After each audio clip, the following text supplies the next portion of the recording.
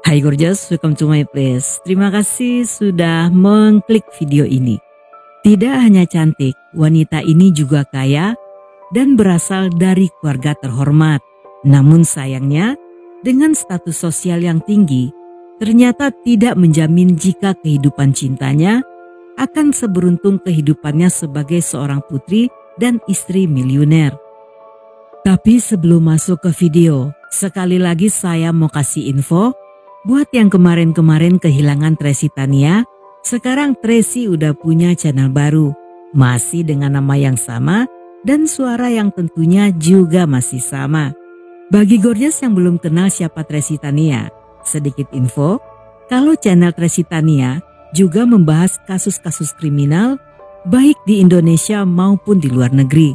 Yang penasaran atau belum subscribe, silakan mampir ke channelnya dan dijamin ceritanya pasti seru-seru. Tentunya biar nggak ribet, linknya udah saya tempelin di kolom komentar yang dipin. Nggak pakai lama, watch.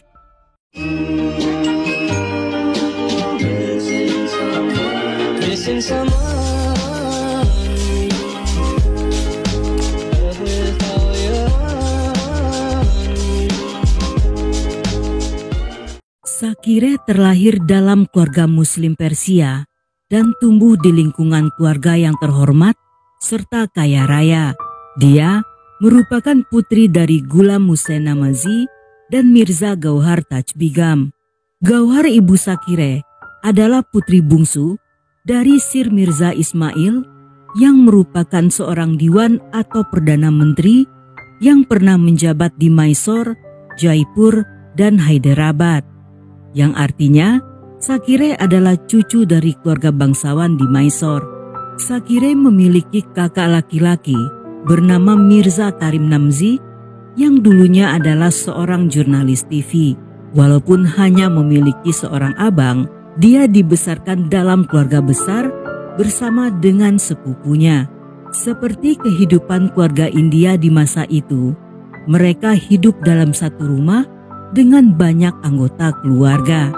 Pada awal 1900-an, keluarganya berimigrasi dari Madras ke Singapura, sehingga bisnis keluarganya juga ikut berkembang di negara itu. Sedangkan ayah Shakire tergabung dalam bisnis Namazi Group yang bergerak di bidang real estate. Saat itu sang ayah Ghulam bertanggung jawab untuk membuka cinema hall pertama di Singapura. Selain itu, bisnisnya terus berkembang hingga memiliki properti dengan nilai yang cukup tinggi. Sedangkan sang ibu Gauhar menjadi seorang sosialita yang terlibat dalam banyak organisasi amal.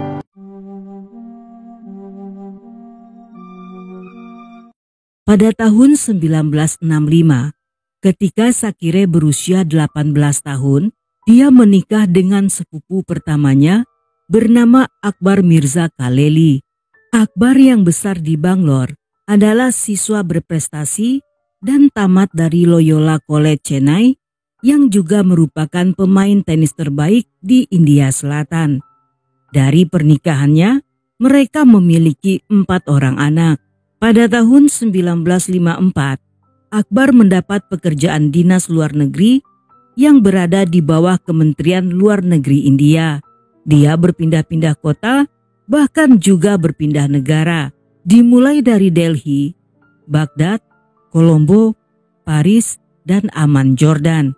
Karena berpindah-pindah kota, keempat putrinya yang bernama Zebundeh, Sabah, Rehane, dan Begum lahir di 4 kota berbeda.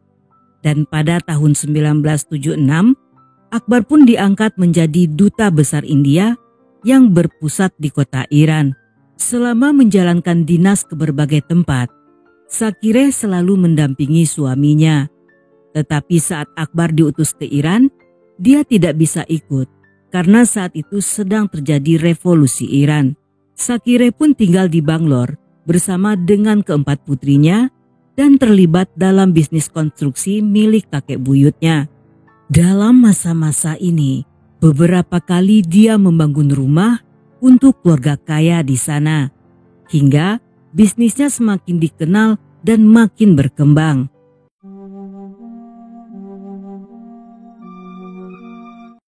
Pada tahun 1985, setelah menikah selama 25 tahun, perlahan pernikahan mereka mulai retak.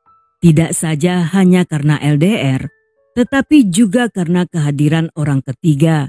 Dia adalah seorang pria bernama Murli Manohar Misra yang lebih dikenal sebagai suami Srahananda. Suami berasal dari Sagar, Madhya Pradesh. Pria ini memulai karirnya sebagai pelayan keluarga di Kerajaan Uttar Pradesh. Berkat kepintarannya dalam hal perpajakan dan urusan properti, suami pun diangkat menjadi orang kepercayaan. Selain itu, suami yang mengaku punya kekuatan supernatural dalam beberapa tahun ke depan memproklamirkan dirinya sebagai Tuhan Gadungan yang dipanggil Baba. Dia dan Sakire pertama kali bertemu di tahun 82 saat sedang berada di sebuah pesta yang diadakan oleh keluarga kerajaan Uttar Pradesh. Dia pun berusaha mendekati Sakire dengan membantu menyelesaikan beberapa masalah properti. Karena hal ini, Sakire merasa sangat terbantu dan dia pun memberikan perhatian yang berlebih pada suami. Sedangkan suami sendiri terpikat dengan Sakire karena wanita itu memiliki harta bernilai miliaran dan tanpa disadari kapan mulainya, mereka pun terlibat hubungan gelap. Suami yang mengetahui jika Sakire sejak dulu ingin memiliki anak laki-laki, memanfaatkan momen tersebut agar bisa menikah dengan sang miliuner. Dia bahkan menjanjikan kekuatan magic dan wanita yang sedang dimabuk asmara itu termakan rayuan mautnya hingga nekat menceraikan Akbar yang masih berada di Iran. Tidak lama setelahnya, mereka resmi menikah di tahun 1985. Setelah perceraian tersebut, ketiga orang putrinya, Zebundeh, Rehane dan Begam, memilih tinggal bersama sang ayah di Iran. Sedangkan Sabah yang sangat dekat dengan ibunya, memilih tinggal sendirian di Mumbai. Sabah memilih Mumbai karena dia yang bercita-cita ingin menjadi model saat itu sedang merintis karir. Sesekali dia akan datang dan menginap di rumah ibunya di Bangalore. Namun beberapa tahun setelahnya, Sabah pun pindah ke Belanda, tetapi gadis ini masih rutin menelpon ibunya.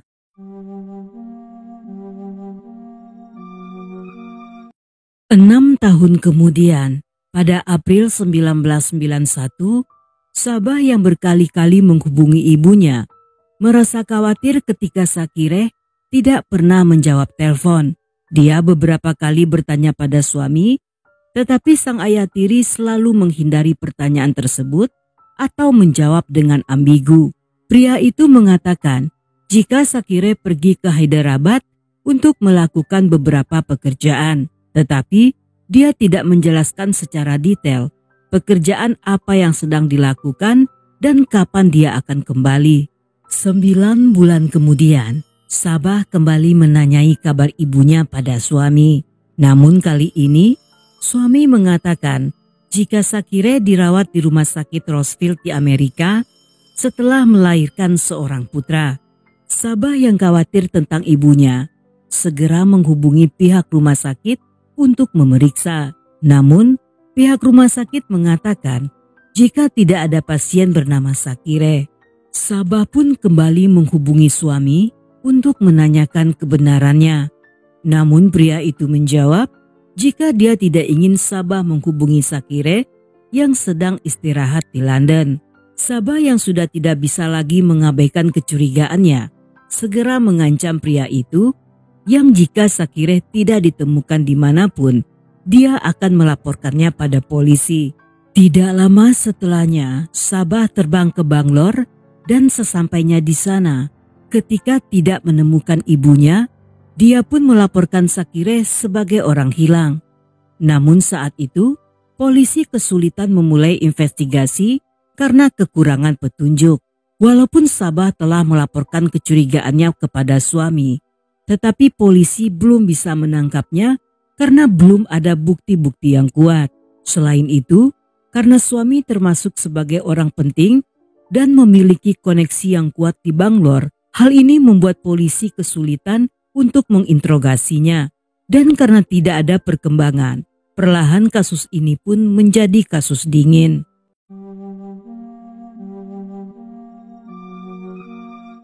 Dua tahun setelahnya, seorang pelayan pribadi suami bernama Raju yang sedang mabuk berat mengungkap misteri keberadaan Sakire. Dia mendatangi kantor polisi dan mengaku telah dibayar untuk membantu suami memesan sebuah peti mati yang digunakannya untuk mengubur Sakire. Keesokan harinya, polisi melacak perajin kayu yang membuat peti berdasarkan petunjuk dari Raju. Pria itu mengaku jika Raju memesan peti mati seukuran manusia atas perintah suami. Namun saat itu, suami mengatakan jika peti tersebut akan digunakan untuk menyimpan koleksi patung-patung antik. Dan di hari yang sama, polisi menangkap suami yang segera dibawa ke stasiun untuk diinterogasi. Walaupun sedikit sulit, tetapi setelah interogasi panjang dan melelahkan, pada akhirnya suami mengaku telah membunuh dan mengubur istrinya tepat di halaman rumah mereka.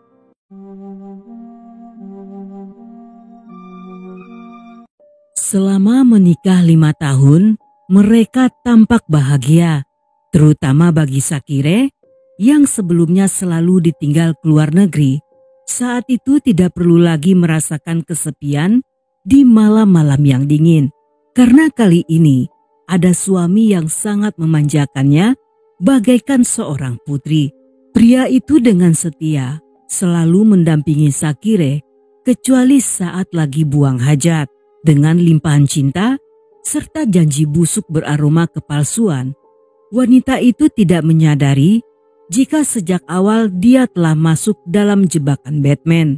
Di tahun ke-6 pernikahan, ketika menyadari sang suami yang tampan rupawan hanya mengincar hartanya, Sakire pun berencana membagi kekayaannya pada keempat orang putrinya. Ketika mengetahui hal ini, suami menjadi sangat marah karena dia ingin semua harta tersebut jatuh ke tangannya. Sakire tentunya menolak kemauan suami yang dengan cepat mulai berencana untuk melenyapkan istrinya. Pada tanggal 28 April 91, hari itu suami bertingkah baik di depan Sakire dan memberikan layanan terbaik untuk sang istri. Dia memberikan secangkir di yang merupakan minuman khas India yang telah dimasukkan obat bius. Beberapa menit setelahnya, Sakire pingsan di atas kasur dan dimasukkan ke dalam peti yang telah dipesan sebelumnya. Pria itu bahkan telah mempersiapkan liang kubur yang digali oleh pekerja lepas. Pada para pekerja itu, dia mengaku ingin memasang tangki air di bawah tanah, yang setelah lubang tersebut tergali dan para pekerja telah disuruh pergi, suami memasukkan dan mengubur peti itu seorang diri. Dan agar tidak ada yang menyadari bekas galian tersebut, di atasnya dia memasang paving block. Dan di hari-hari berikutnya, suami yang hobi pesta dan miras sering mengadakan pesta di area kuburan tersebut. Sambil mabuk, pria bertubuh gempal dengan perut buncit ini akan menari-nari tepat di atas kuburan Sakire. Polisi pun menggali tanah sedalam 120 cm yang telah ditutupi paving block itu. Di sana, mereka menemukan peti dengan jasad Sakire yang hanya tinggal kerangka. Saat itu forensik menemukan ada bekas cakaran pada pinggiran bagian dalam peti tersebut, yang artinya saat dikubur Sakire yang masih hidup sempat tersadar dan berusaha keluar dari sana. Tetapi karena telah terkubur dalam tanah, pada akhirnya wanita itu pun meninggal karena kehabisan nafas.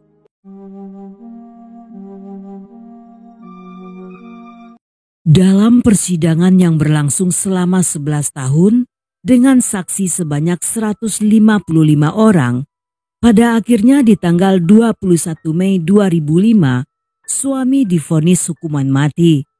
Tetapi suami yang tidak menyerah mengajukan banding ke Pengadilan Tinggi Karnataka yang hasilnya tetap sama. Tetapi entah apa yang terjadi, pada 22 Juli 2008, Mahkamah Agung India merubah hukumannya menjadi penjara seumur hidup.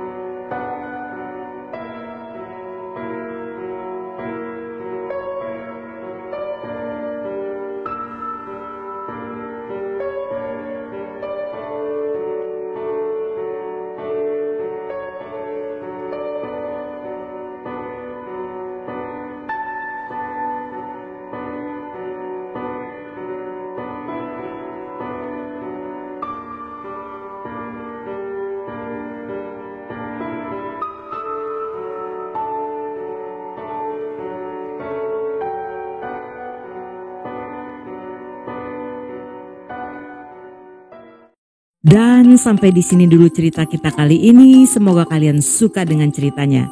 Buat yang masih betah hingga akhir, thank you, love you, have a nice day, and then see ya.